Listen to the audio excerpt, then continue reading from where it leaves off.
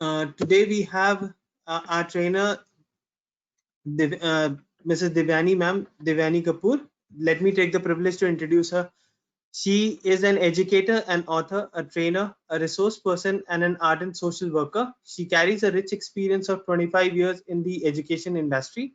She has worked with some of the renowned names in the education sector, DAV School, Amity, Educom Solution, and many more. An alumni of Queen's Mary and St. Stephen College, Delhi, Devyani ma'am is an expert in humanities and teaching English language. Her researches in education sector has led to many breakthroughs and innovation. Her innovation in QCT, quality circle time, and participative pedagogy are her main contribution. Since 2008, Devyani ma'am has been conducting various capacity building workshops for teachers in areas of humanities, stress management, motivation, and other generic areas of academics. She has conducted more than 100 capacity building workshops to empower educators, transform their roles from a teacher to facilitator and mentors in teaching and learning process. She is currently head of academics, research and development at Skilltree Consortium. With that, I invite Devyani ma'am to take the presentation ahead. A very good evening to everyone.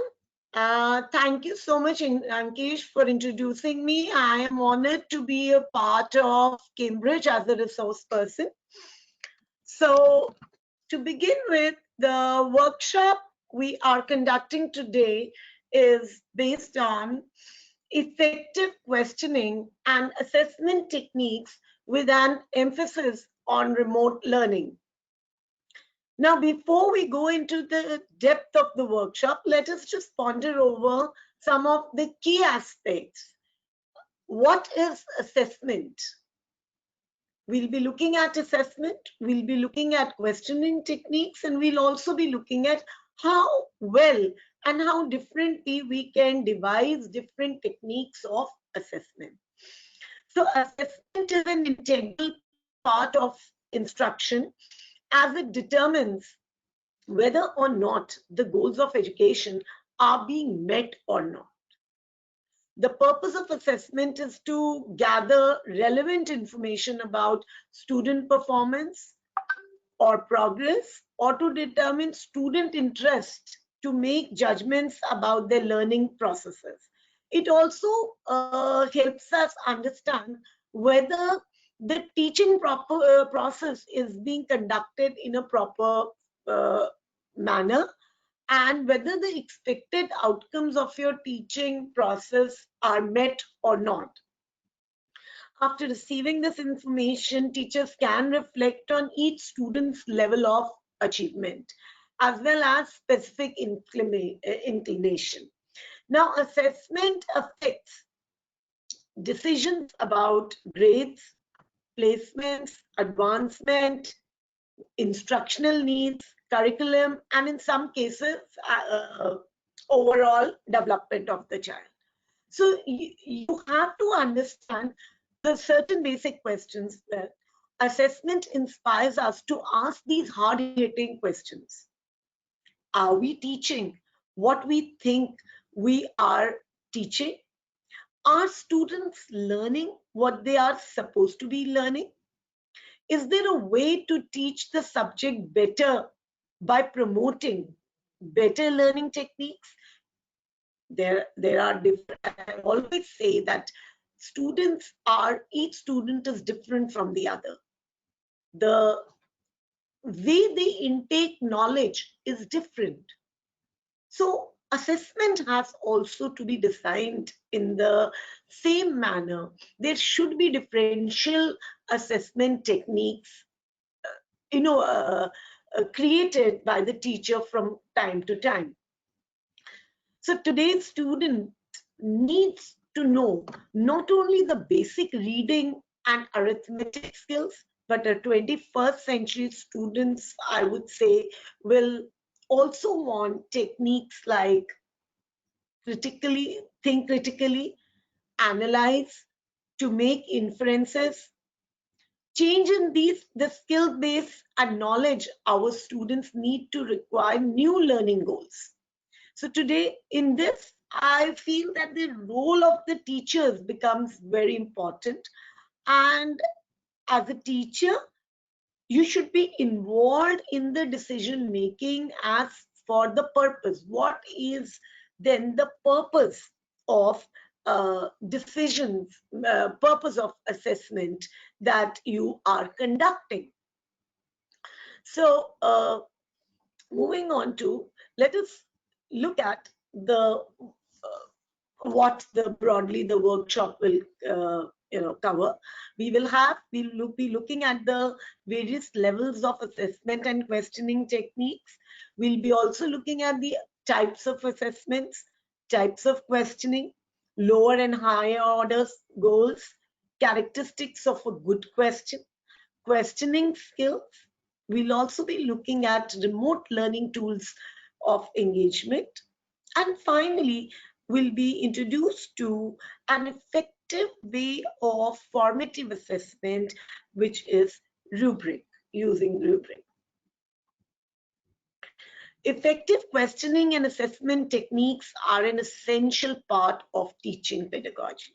Your assessment and questioning techniques should be relevant, should be effective.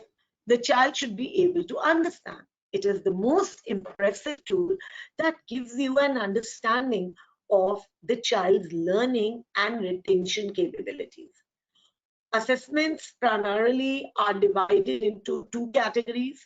They are formative assessments and they are summative assessment. In a subsequent section, we will be delving into this in more detail. They further are classified on various levels: knowledge, comprehension, analytical, application, synthesis, and evaluation. So these are the way the knowledge keeps on seeping into the child, and the pyramid rises from the lower order skills to higher order skills. For a true understanding of a child's knowledge, it is essential to make sure that all levels are integrated in pedagogy. Questions are an important aspect of assessment. Effective questioning will help a teacher realize the depth of understanding a student.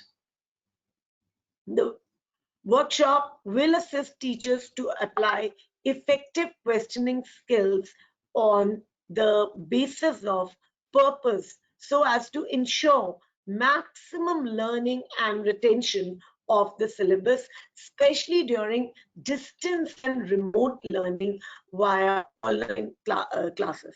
This becomes very important because at the end of the day, whatever we are talking about, we have to start with knowledge, information and knowledge, and then we have to curate the knowledge and take it to different levels of higher order skills. So looking at these levels of knowledge, if we go from the bottom to the top, see, remember, understand, apply, analyze, evaluate, and create. Remember is the mere recalling of facts and basic concepts. Understand is when a student is able to explain ideas or concepts. Apply, use information in your situation. Analyze is to draw connections among ideas, various ideas. And evaluate is justify a stand or a decision. He is able to critically evaluate whether, for example, the policy decision made by the government of India is in the interest of the general public. Would it benefit only the top creamy layer? Would it actually benefit the lower sections of the lower income groups of the society and economy? These are evaluated. Create. Create is the highest order when the student who has gathered knowledge, gathered information, after going through all these steps of understanding, applying, analyzing, evaluating, he is able to also create something on his own. This is the most highest order of the application of knowledge.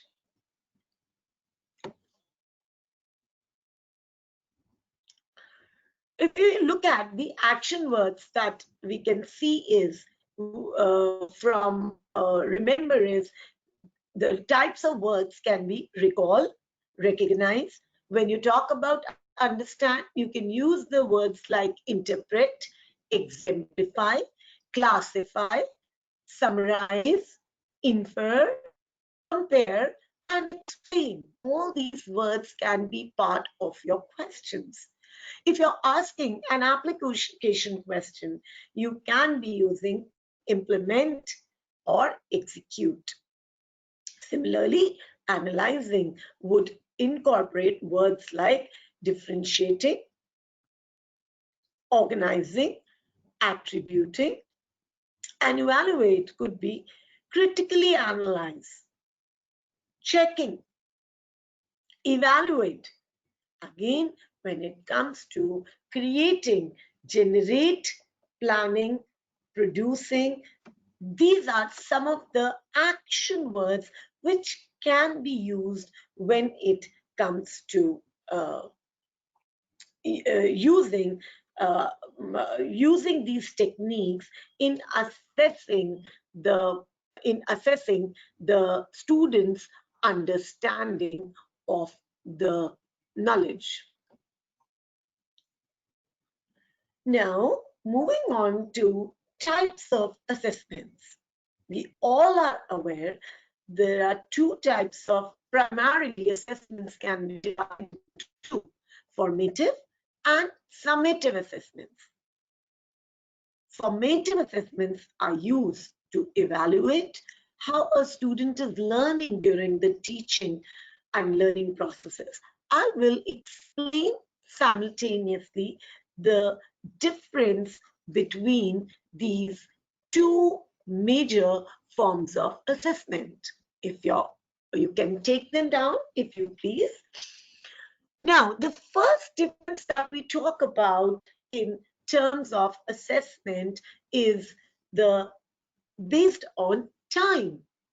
When is the formative or when does the summative assessment take place? So the first big difference is when the assessment takes place in a student's learning process, that is time. In terms of formative, the assessment is an ongoing activity. The evaluation will take place during the learning process, not just at one time, but several times. So a formative assessment could also be, for example, you discussed a topic and you instantly asked your students a quick recap and you threw at them 4 or 5 questions.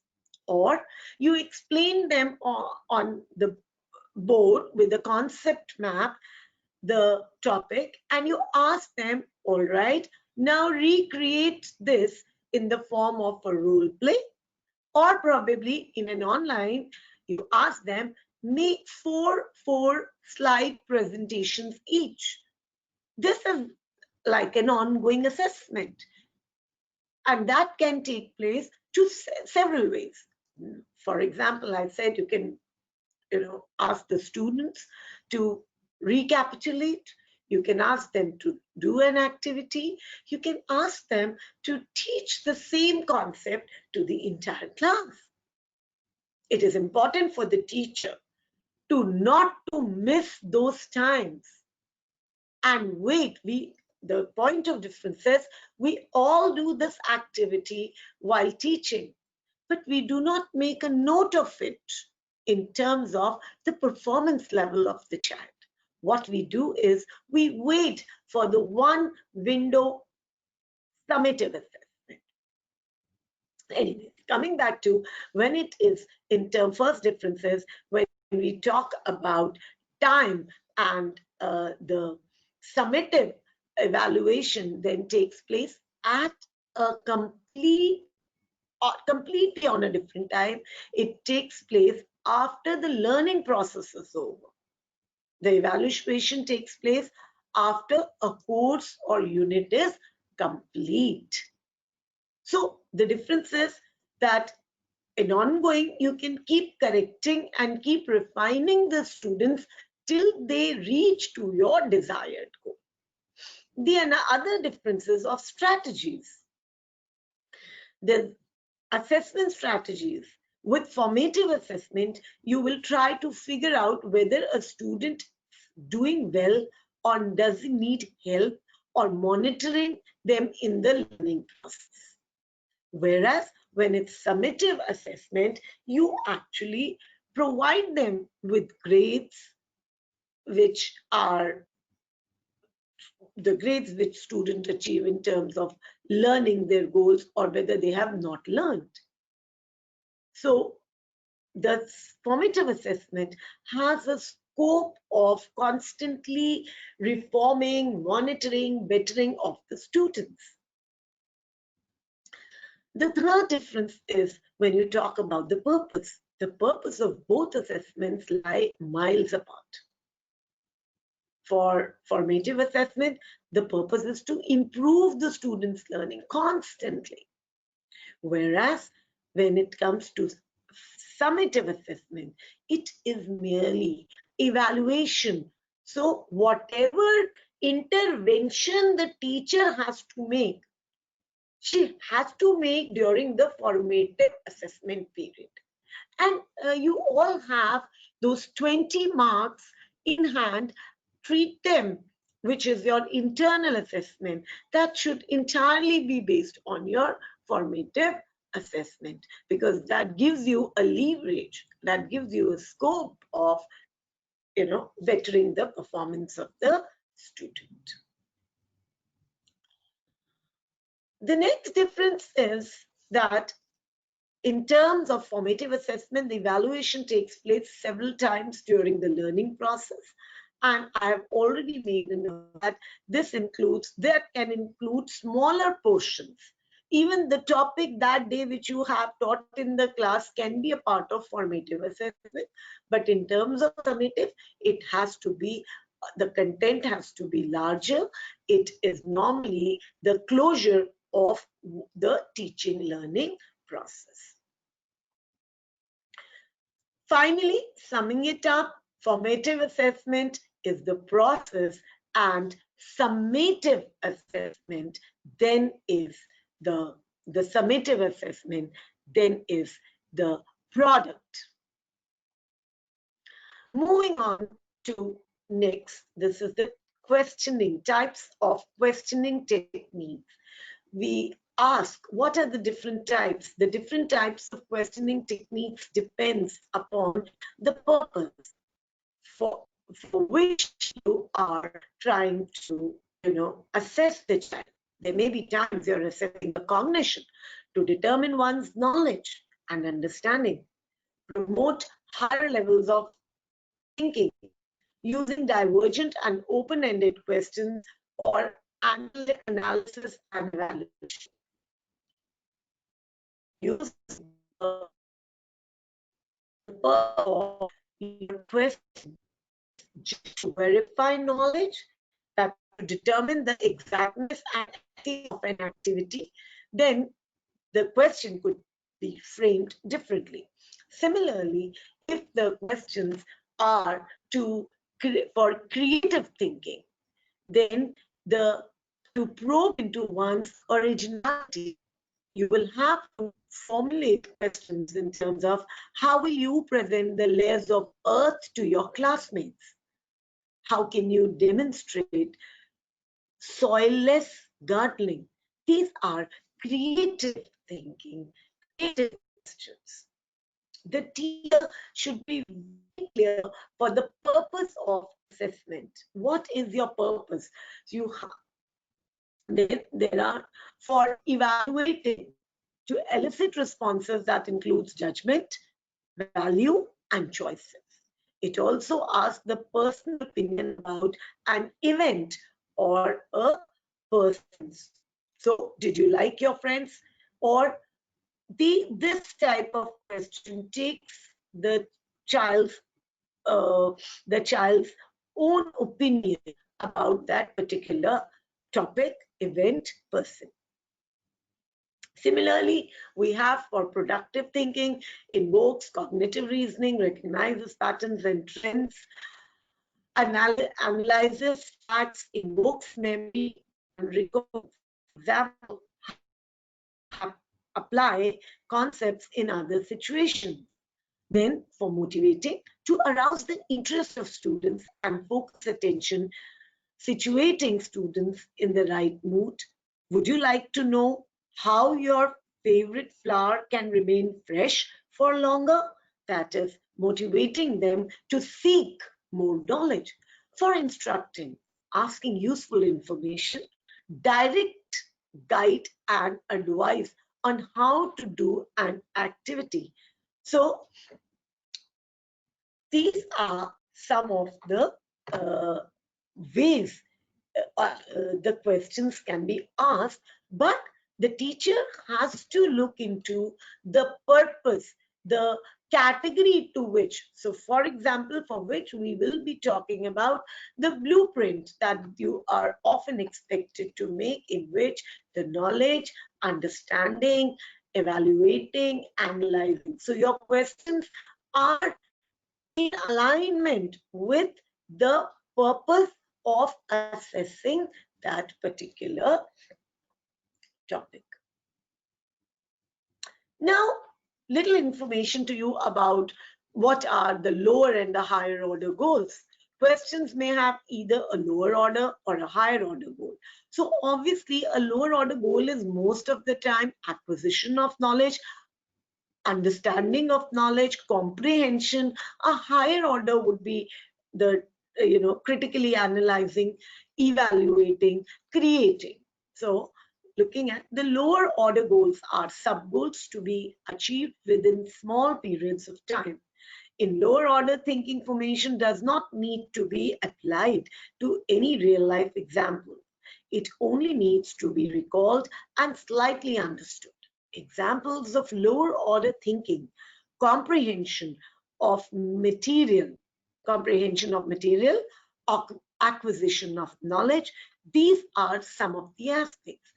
Analyzing goals and its achievements time to time will result in better assessment and productivity. That's a tip.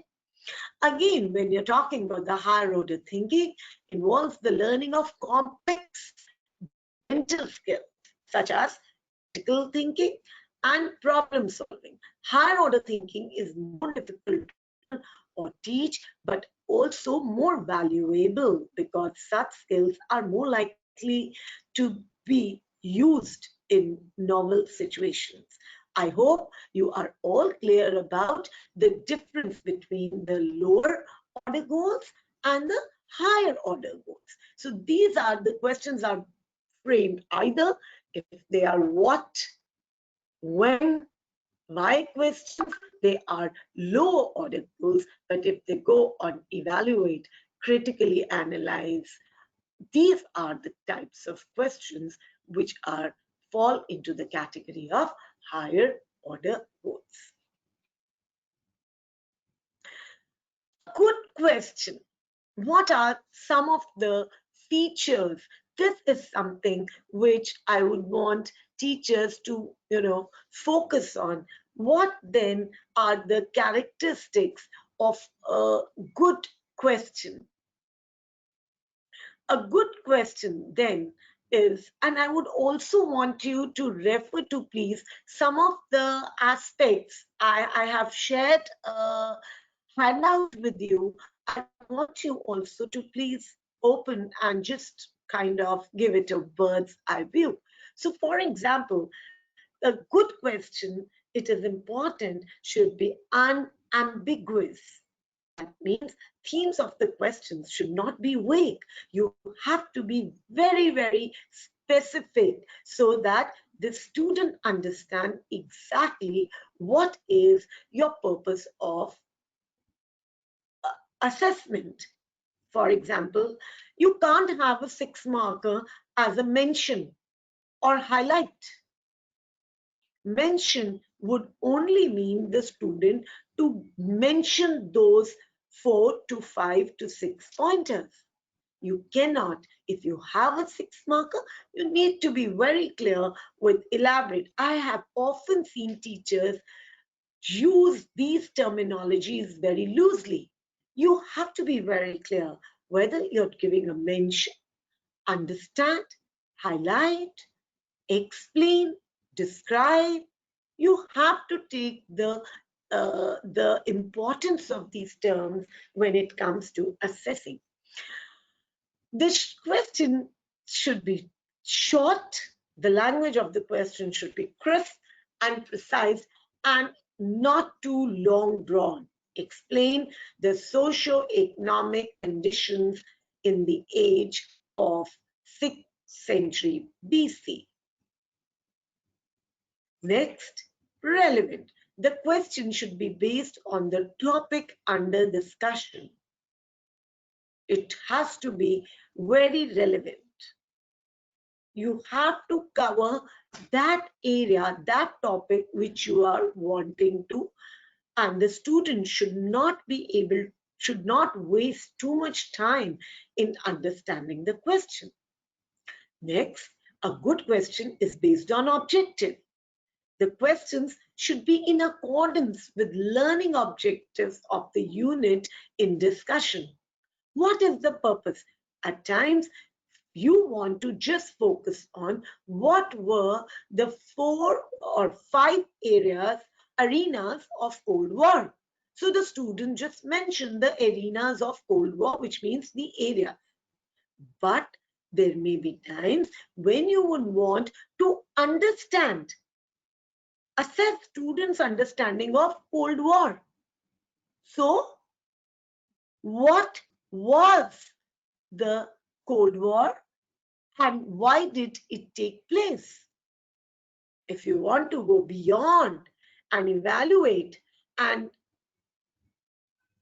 analyze, help student analyze the situation, then the question could be analyze the relevance of the non-aligned movement in today's scenario. So it has to be in context. What would have been the impact if in current scenario, if Cold War was still going on or if Cold War was still alive?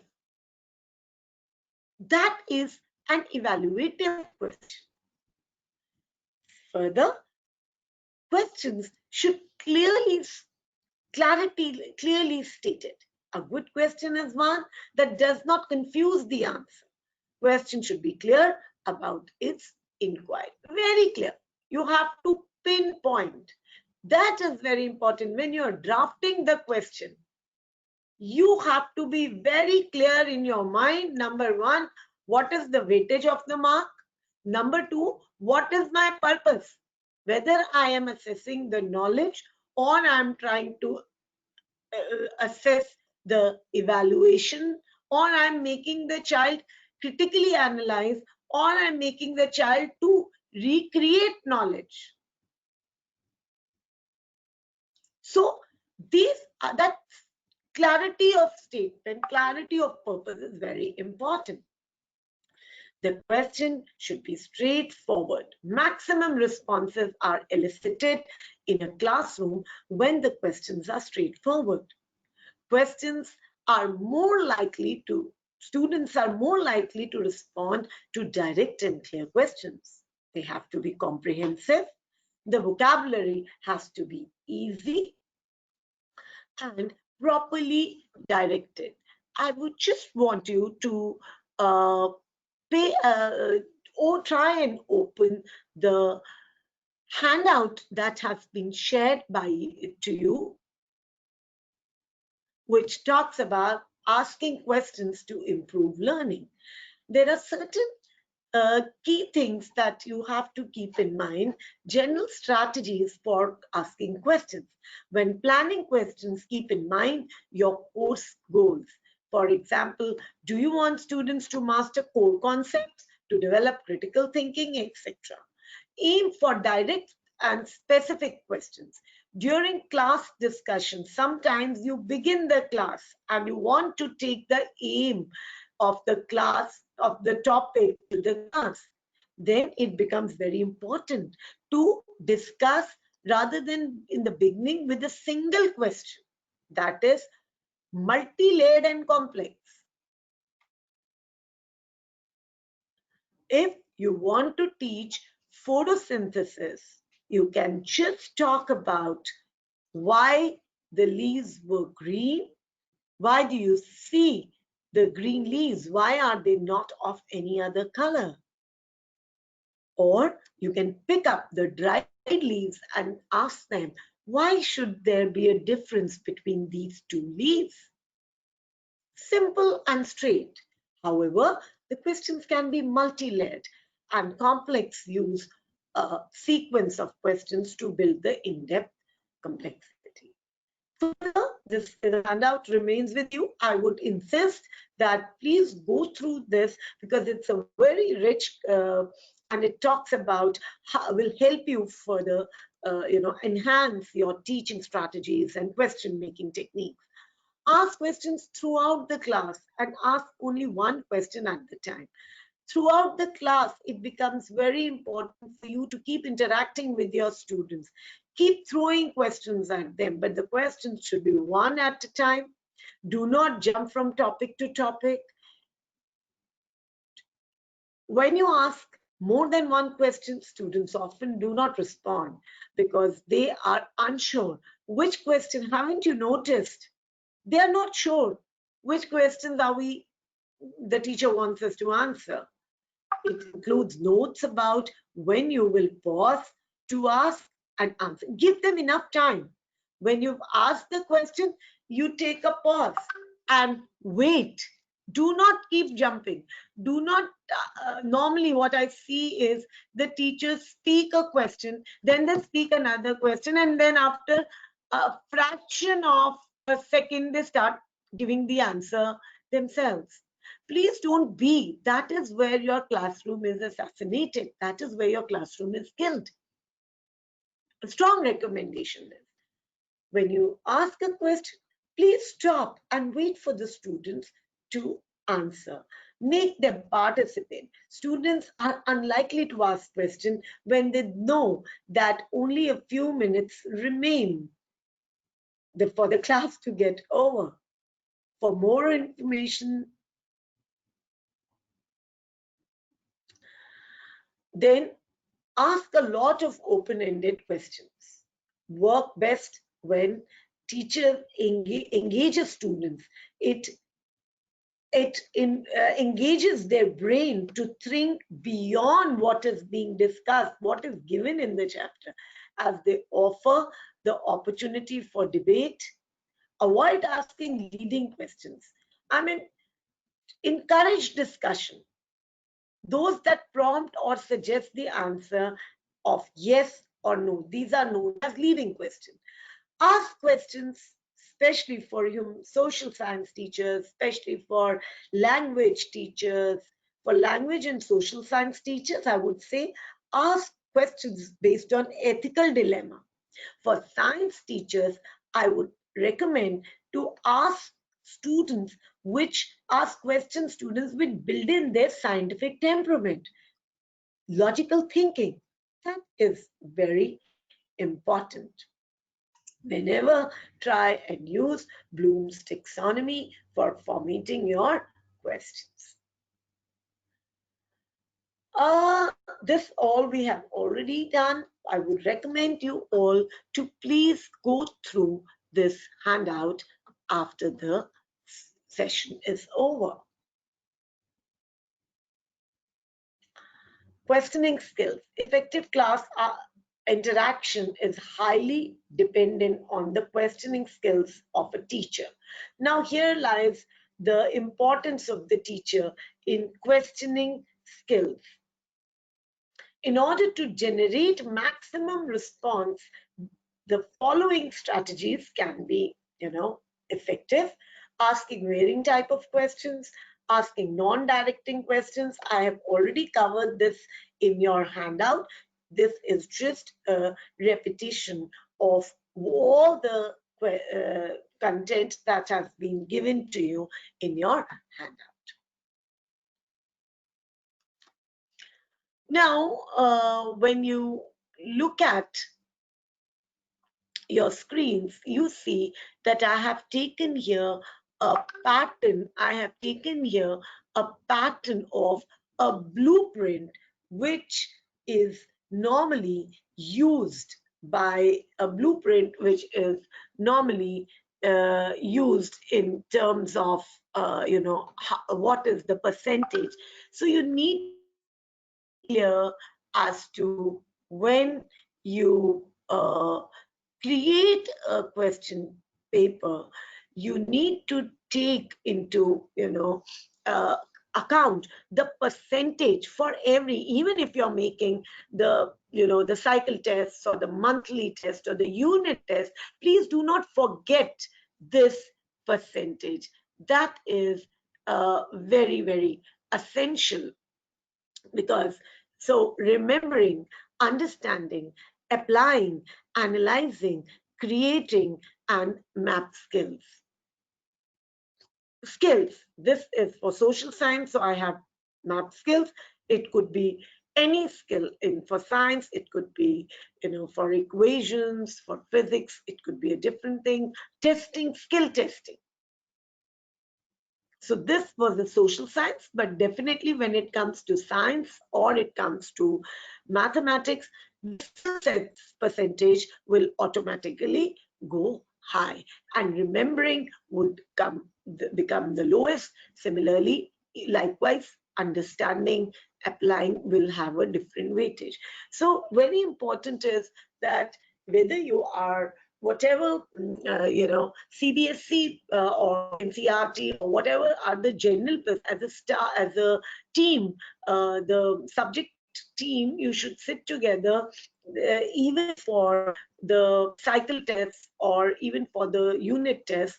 You design out, because it becomes very important to uh, be very equipped with, well equipped, which does justice to each and every student. So this is a very important aspect when you kind of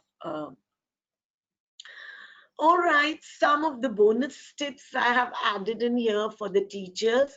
Bonus tips: when a student asks a question, clarify if necessary. Defer until later if possible. If we ask you a question in the middle of the class,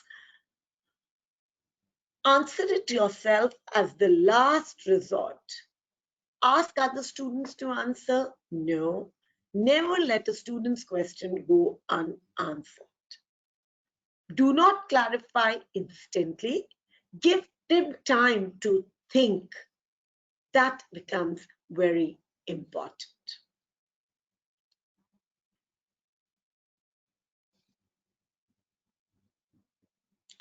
All right, some tips for your remote learning. Now, remote these days, all of us are in a situation where the physical contact, physical sharing physical spaces has become a challenge. And the remote learning, the use of digital platforms has become the order of the day. And as I always say, that human beings have a great capability to transform, and we always come out with a better version of ours. And human beings have a capability of great flexibility, great adaptability, and great reflexivity. So yes, as teachers, we are doing a wonderful work.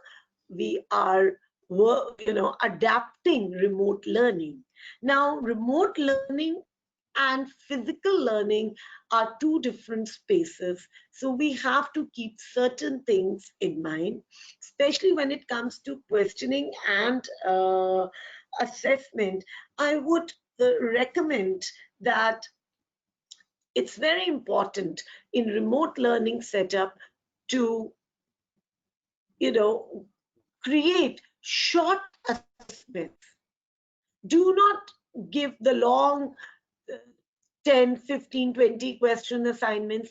Make short assignments of, say, even, and do them if you want to take a quiz, if you're already prepared it. But yes, as teachers, you need to know that for remote learning, preparation in advance becomes very important, because if you have not prepared, then your lesson will completely be hijacked. So yes, number one, your presentations should always be in place, your assessment should always be ready, then your the blueprint of the answer should also be ready, so that you can discuss. If you're doing a formative kind of assessment, you can discuss it there and then. So remote learning teaching creates a huge opportunities for effective learning. The focus should not be on pedagogy and learning rather than technology. All tools require the skill, experience, and expertise of the teacher. They may involve approaches and techniques that you would not normally be using. The tools you choose should be in line with all schools' e-safety policy. That becomes very important. Now, as I was saying, that how to assess, how to question, I would, for language, social science teachers, I would recommend to use things like presentations, use technology in terms of asking them to create presentations. You should create short quizzes, one-liners, and try and use it. Is just like any other class. You are not expected to you can teach for three classes, and the fourth class could be an analysis, an formative assessment class. But it's important, use that class 50-50%. So half of the class, if your test is ready, it is well in space, you can do a quiz, and then you can discuss with your students. And the best part is you can check and instantly give back the student notebooks, the e-notebooks back to the students. It becomes, and the students look forward to such assessments. So I would also recommend that for each subject, the 20 marks internal assessment should be widely used for, doing remote assessments. You can encourage them. Again, this is for teachers who are the social science and English language teachers. They can encourage a lot of debates, discussions, role plays, etc. As for science and mathematics, you can indulge in development of skills of the students. That becomes very important. But more important is to understand that small, short assessments, ongoing assessments should keep happening. Otherwise, the students would take knowledge for granted, and you will never be able to assess the knowledge intake of the child.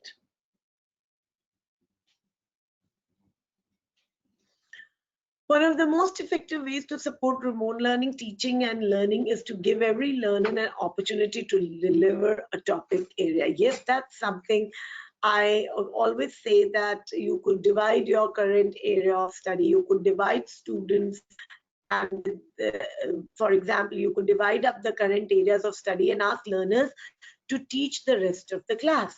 This may be as individuals or in small groups. You could ask learners to hold seminars and include online tools to engage their audience.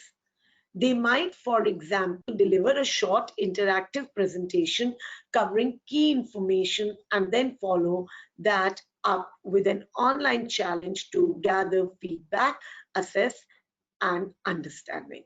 Assess understanding.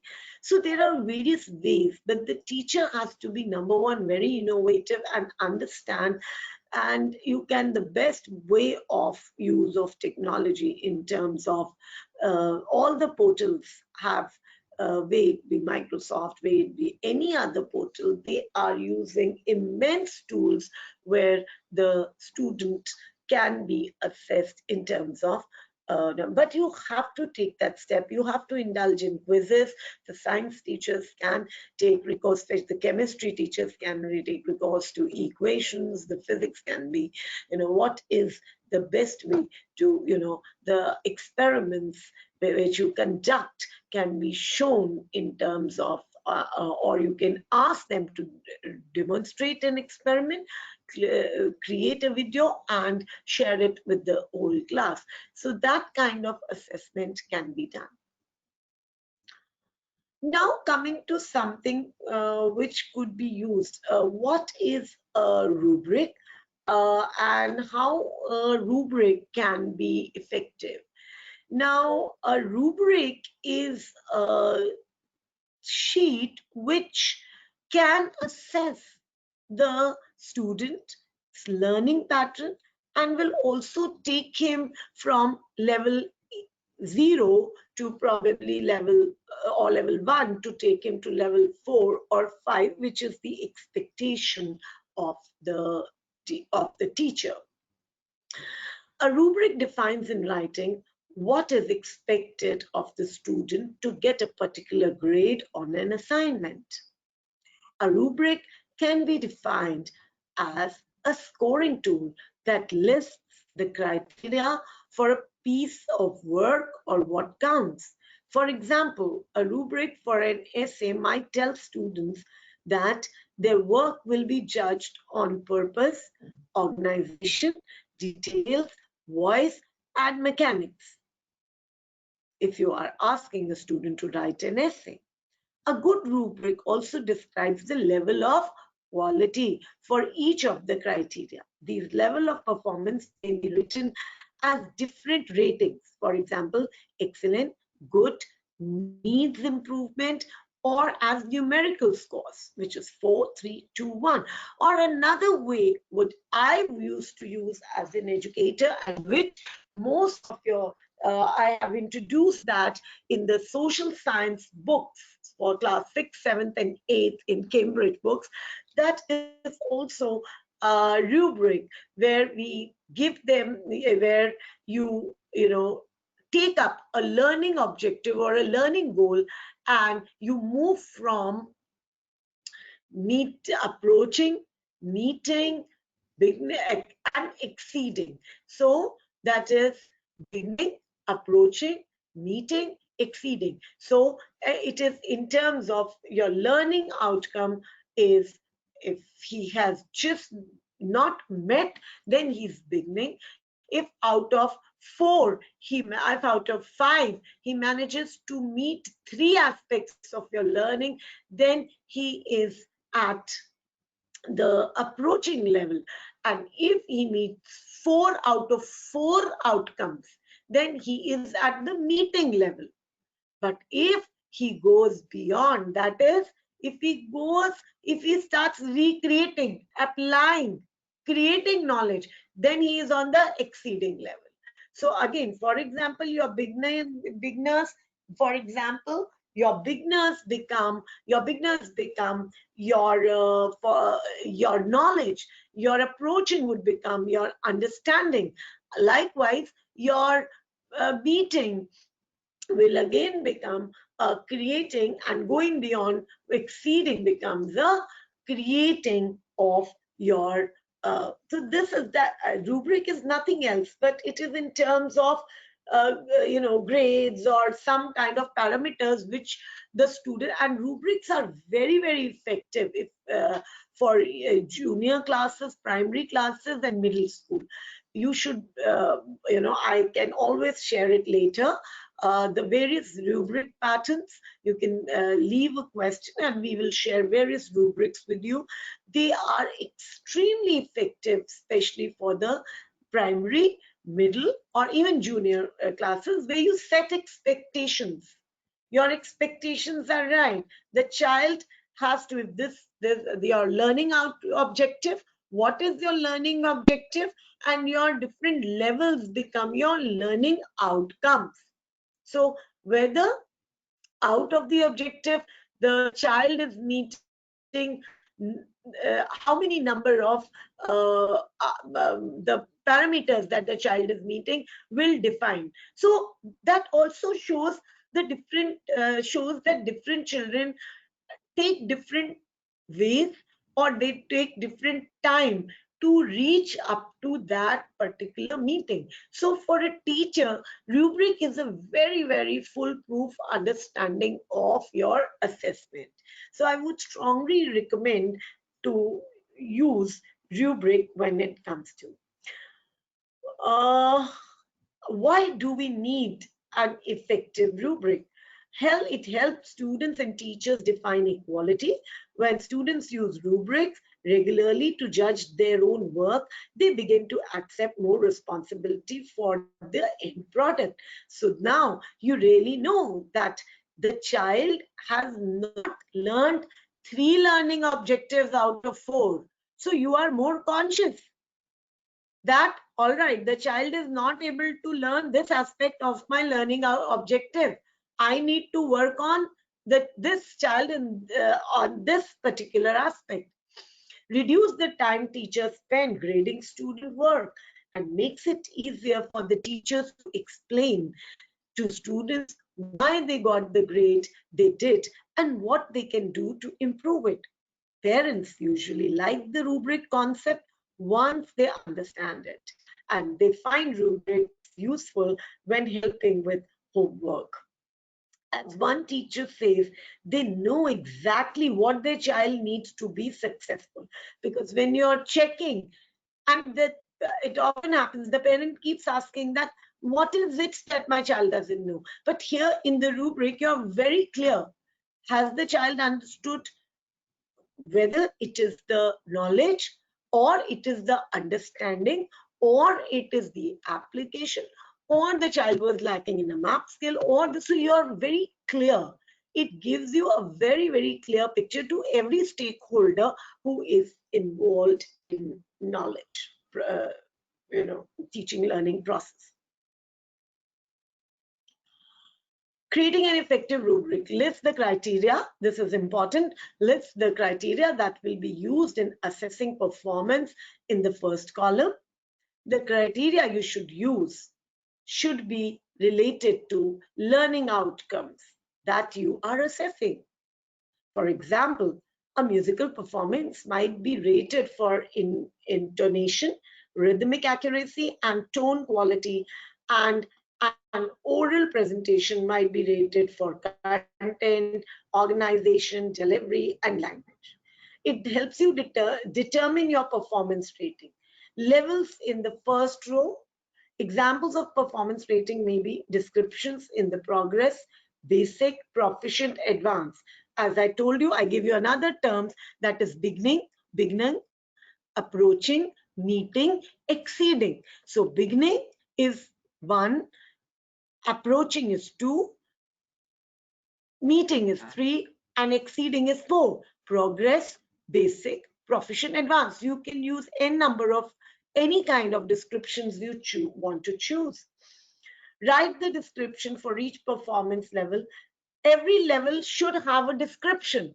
What is it that is meant by progress? What is it which is meant by basic? What is it in the proficient column? So you will just need to tick. You will just have to put a tick that yes, the progress portion is done, basic is done, proficient is done, student is only lacking in the advanced.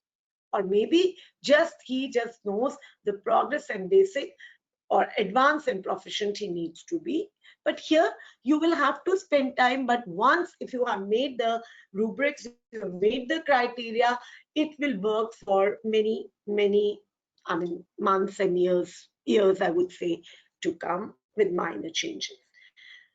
You may want to start with the best and the worst levels of quality and then fill in the middle levels. It all completely depends upon you. Try to articulate what makes the good assignment good and poor assignment poor. After use, evaluate and revise. Here I have shown a rubric. So here, which is your learning outcomes? What will be your learning outcomes which lies in excellent? You can start from excellent, good, satisfactory, needs improvement, or you can reverse as well. But what this portion, the portion, the portion, this is the portion that you will be uh, required to fill. These are the performance descriptions. These are the performance ratings, and these are the criteria. I would want you to please make a note of it. Primarily, it is criteria, performance rating, and performance description.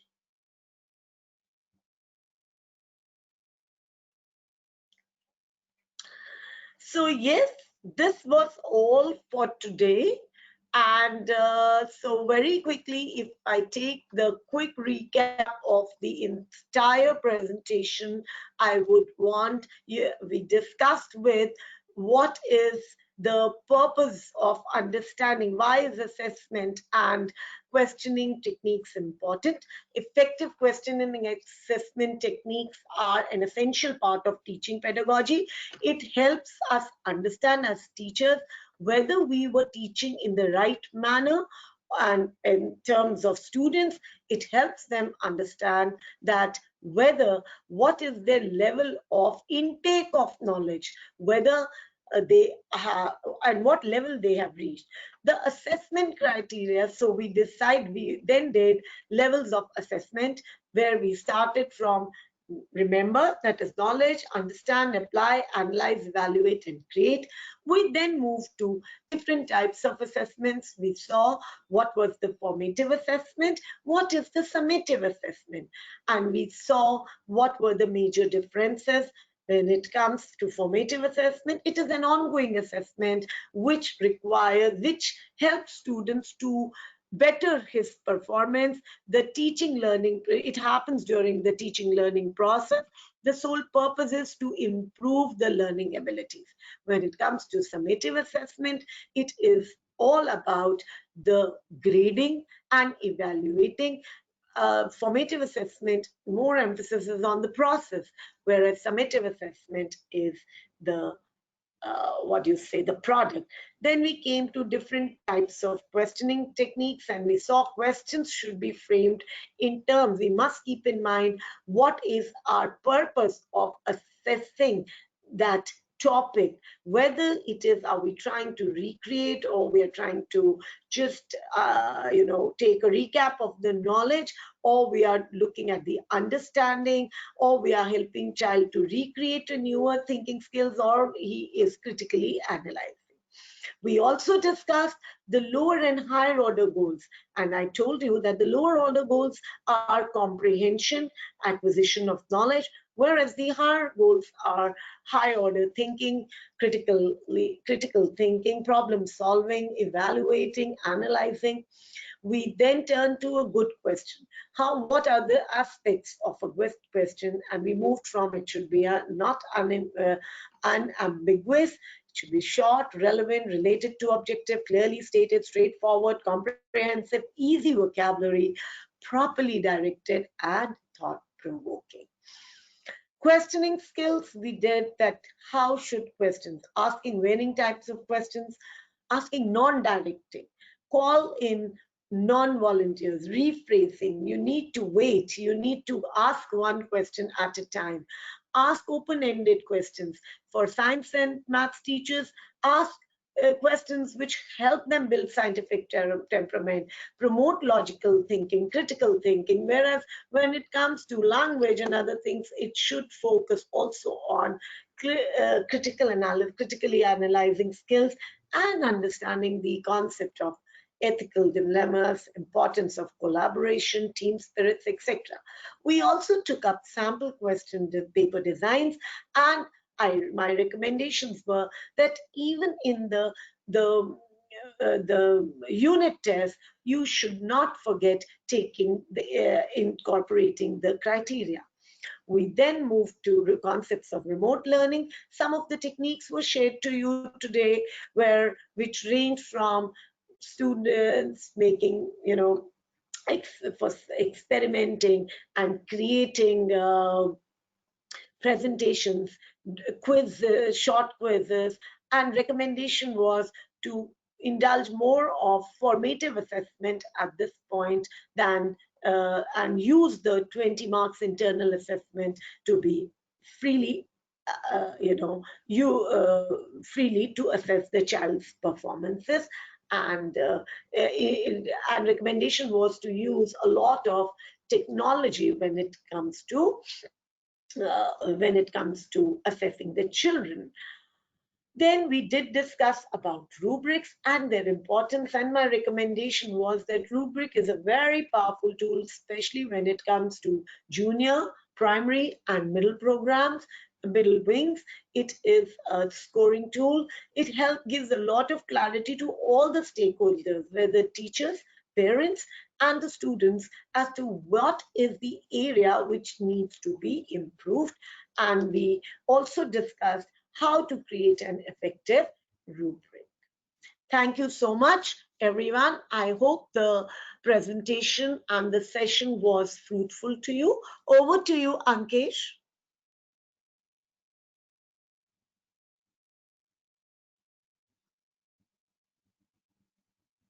Hello, Ankesh. Am I audible? Yes, ma'am. We will take up the question and answer session right now. So I'm just reading out the questions and you can answer them. So there are a couple of queries regarding the recording of the session. Yes, we will provide the recording of the session to everyone. You will receive a follow-up email after the webinar is over, which will have the recording link and which will have the feedback link as well. Please share your feedback there as well.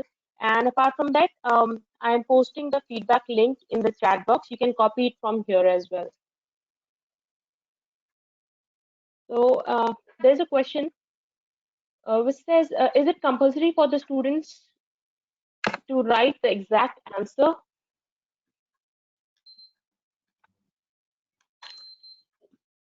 Not at all.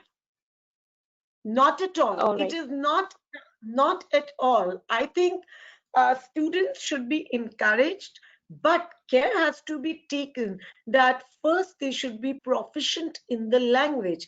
But please do not encourage the student for rote learning and the exact writing. Please do not cut their marks. This is a problem which often this is a question which often recurs in various sessions. I would really appreciate the teachers to sit in their subject groups and encourage. And as a policy making, you should ensure that the exact answer should not be encouraged, which somewhere arrests the child's creativity. But for this, I would recommend that the language teachers should have to work on the language of the child. Yes. Thank you. Ma'am, there is a statement, the word assessment derived from the word called cider, which means to sit with the learner, not for the learner or to the learner. Kindly comment on this statement. Excellent. Yes. Assessment and evaluation. That is why when I spoke about assessment is always the real term from which this term has come up is assessment is when you are moving, you are a partner in the teaching learning process, and that is why assessment has different levels, and evaluation can be a one window grading. Assessment helps the learner to go from one level of his performance and reach to the other with the support of the teacher. And so there can be multiple ways of assessment. That it means that assessment is a pattern where teacher can help student the learning and assess whether the learning is happening. Is it happening in the right direction? And the teacher can intervene in the teaching learning as process. That is why All it right, is ma'am. said that, yeah, thank you. Oh, okay. Ma'am, if you could sum up the qualities of a good question paper. All right. First thing, a good question paper is a balanced paper which takes into consideration the average percentage, which is the average students should be able to perform. So say 60% of your paper should be for the average performers, then another 20% should be for another 30% actually for the above average, and probably the 10% for the ace students. A good question paper should have multiple aspects of assessment. So it can have source-based questions, should have picture compositions, it can have different ways, it should have a lot of variety in testing. A good question paper will always test all the learning abilities, knowledge, evaluation, knowledge, creation, analyzing,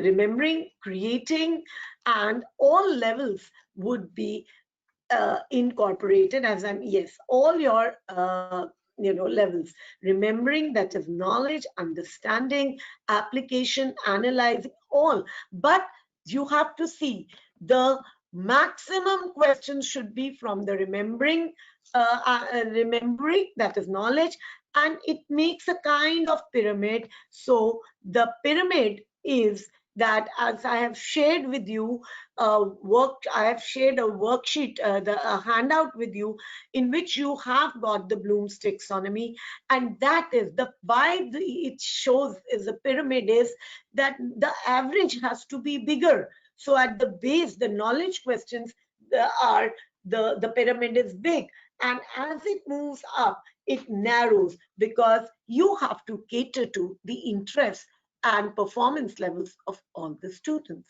Thank you. Next question, please. Ma'am, is summative assessment important in virtual teaching?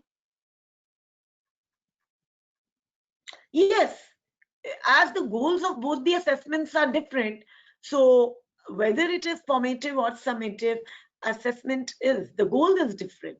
I think I spoke for good 10 15 minutes only on summative and formative, and I said that formative provides you a lot of opportunity to improve the child's performance, whereas the summative assessment is one which is grade oriented. So both the assessments, some you can't do without summative assessment. At the end of the day, we have to come up with a performance report, and that will be given by the summative assessment. All right, ma'am. Next question is how to assess differentiated learners. Well, how to assess the differentiative learners? Yes, I always say that an apple is not equal to an orange. So one child cannot be equal to the other. That is the reason I always recommend that you must not have one window assessment. You have multiple techniques of assessment. If you have heard of Howard Gardner's theory, I'm sure all of the teachers would be aware of Howard Gardner's theory of multiple intelligence. So you need to use those multiple intelligences. Some students are audiovisual learners, some students are spatial learners, some students are, so you have to use different techniques. So you should not overrate your summative assessment, especially when it comes to, till class 8, where the teachers have a lot of, empowerment in their own hands, where they can tweak the assessment. So there should be multiple windows of assessment, and not just, so if the child has not scored well in writing an answer, child might be performing very well in terms of making a presentation. What was your purpose? The purpose was the child should understand the topic. So whether he understood from the medium of a quiz, or probably writing a longer answer or presentation, or maybe by, so you have to ensure that there have to be multiple ways where you are assessing, but then you also need to consider them. Sad part is, we all as teachers create multiple ways of assessments, multiple tools of assessment, sorry, and but we do not consider them. We only consider the summative. Why do you give so much importance to summative assessment? Learning is an ongoing process. Your effort as a teacher should be, number one, to identify which are the challenge areas for the teacher. You need to, for the student, you need to ensure that how these challenging areas will be dealt with, and which tool will apply on them. That once you deal with the children, it is very easy to identify. There are children who say, we understand, but I'm not able to write. So take an oral test. But balance, of course, you can't say that you will take an oral test from one and a written test from the other, but then somewhere you should balance. You should create that merging point where your assessments are balanced. Equal weightage of marks should be, uh, given to all the different tools. Next Ma'am, question, please. last question for the day, as we are running out of time. So this would be the last question. So there's a teacher, Miss Sangeeta Sharma. She wants to know how far e-teaching can cater the needs of all types of students. How can e-teaching, sorry, can you? Yes, ma'am. How can e-teaching can cater the needs of all types of students? Well, yes, e-teaching does have some restrictions. It is not as uh, effective at times as your physical, when you're in a physical space. But e-teaching honestly has, on the other hand, with the use of technology, or it can cater to all the students with different abilities, because it gives a lot of scope to the students to indulge in research, indulge in different forms of delivery of assignments or homeworks or tests. So yes, e-teaching can, I mean, you can help. Uh, I really don't know what's the subject ma'am is using, what is ma'am's subject, but yes, there are various techniques: podcasts, making videos, presentations, quizzes, like a TED talk, or discussions, debate, on research work. There can be a number of techniques, and I think e-teaching gives somewhere an edge, because the knowledge is available at the very moment. You don't have to wait to go home and seek knowledge. So that is actually one benefit that e-teaching has. And yes, it can cater to all with students of differential teaching learning needs as well. All But right, ma'am. use technology. Yes. Great. Thank you, Devyani ma'am, for such a wonderful session, and thank you everyone for your participation. And please do share your feedbacks. You can